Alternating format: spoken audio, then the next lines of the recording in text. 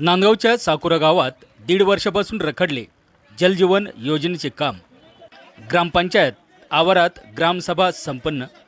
साकुरा गावातील पाणी प्रश्न पेटला.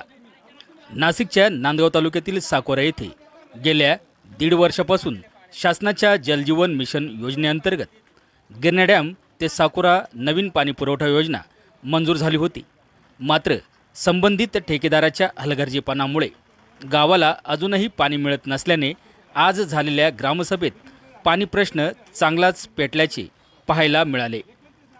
उन्हाळ्यात तर नागरिकांनी विकत पाणी घेतले, परंतु पावसाळ्यात देखील पाणी विकत घेण्याची वेळ नागरिकांवर आल्याने साकुरा गावातील पाणी प्रश्न बिकट होत चालला असून प्रशासनाने गंभीर दखल घेऊन पाणी पुरवठा लवकरात लवकर सुरळीत करावा अशी मागणी करत ग्रामसभेत एकच कल्ला केला. संबंधित ठेकेदार व अधिकारी यांनी या कामात मोठ्या प्रमाणावर भ्रष्टाचार केला असल्याचा आरोप देखील यावेळी ग्रामस्थांनी केला. 70% काम झाले असून उर्वरित काम कधी पूर्ण होणार असा सवाल देखील ग्रामस्थांनी उपस्थित केला. आवाज एन न्यूज मराठी, नांदगाव. 78 खेडी पाणी पुरवठा योजना ज्यावेळेला झाली त्यावेळेला संबंधित अधिकारी आणि ठेकेदारांचं म्हणणं असं आहे की त्यांनी ती आपली पाईपलाईन फोडून टाकली. किती ठिकाणी? साधारण 50 ठिकाणी. हे काय करत 50 ठिकाणी फोडली. जर ती यांची प्रॉपर्टी होती तर यांनी फोडू कसं काय दिली? लक्षात घ्या साहेब, तुम्ही काम करून निघून जाल, 3 महिन्याने आमच्या आग्रहाने 6 महिने धराल, परंतु लक्षात घ्या समाधान झाल्याशिवाय आणि अपेक्षा आहे एवढ्या 8 आठवड्याभरात कुठल्याही परिस्थिती चांगली होईल. ती तुम्हाला सगळ्यांना घेऊन जाऊ, जे जाणकार मंडळाची सगळ्यांना दाखवल्यानंतर 3 महिने चालून दाखवू आम्ही. तोपर्यंत आम्ही मराठी तुम्ही हात सदोष उत्तर द्यायचो 12 महिन्याचे. 1 वर्षाचा बरोबर. 12 महिन्याचे. 1 वर्ष 1 वर्ष.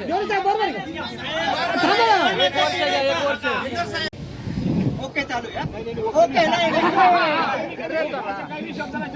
नाही तुम्ही मांडव लावली मग तोंडाने बोला. ठीक आहे ना? नाही चालू टेस्टिंग चालू नाही. मग तुम्ही सांगितलं कसं काय आता किती 70% काम पूर्ण होतं आणि तुमची जी पाण्याची टाकी 1 लाख लिटरची पाण्याची टाकी तिचं काम पूर्ण झालं. तिचं बिल कसं काय पास झालं? 1 रुपया बिल काढलेलं नाही. मग तुम्हाला 40 लोक सांगतो 1 रुपया बिल काढलेलं. त्यांना सांग त्यांनी बिल किती काढलं. तुम्ही 4,69,00,000 रुपये बिल कसं काय पे केलं साहेब? गाव साहेब कसं काय आता केलं? तुम्ही आता 70% सांगितले तर या योजनेचे 4,69,00,000 रुपये तुम्ही काढलेले बरोबर. 30% काम राहिलेले, त्या हिशोबाने किती पैसे राहिले बरोबर. आणि आता सध्या जे तुम्ही टेस्टिंग चालू आहे, किती HP ची मोटर टाकलेली? 35 HP ची मोटर. तुम्ही जो व्हॉल्यूम काढलेले, आता तुम्ही मला सांगा पाईपाची किंमत किती होती सगळी आणि त्याचे 10% राहिली किती ते सांगा.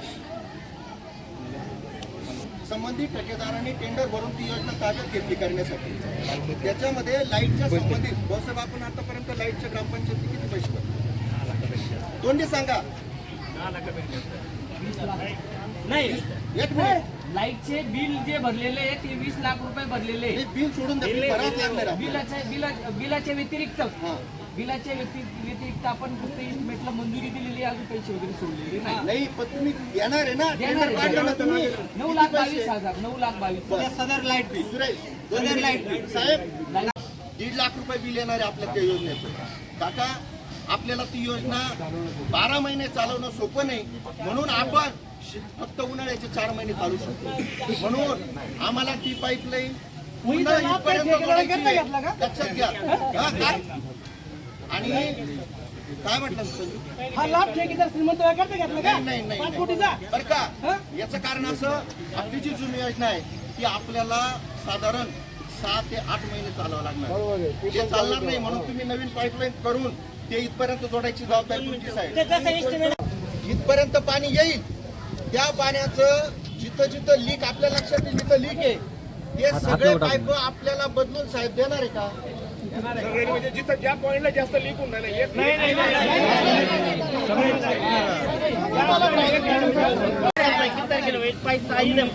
हा बरं.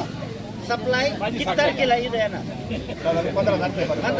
पण पाईप येताने 2 दिवस जास्त घ्यायचे. मला त्या पाईपचा टेस्ट रिपोर्ट 2 दिवस का बरं जास्त घ्यायचे आता? साईटवर घेणार नाही. 2 मिनिटं ऐका ना. ते 16 तारखेला का 17 तारखेला 17 तारीख धरा चला 17 तारखेला पाईप आले. त्याच्यानंतर तुम्ही ते किती दिवसात लिकेज काढून घेणार?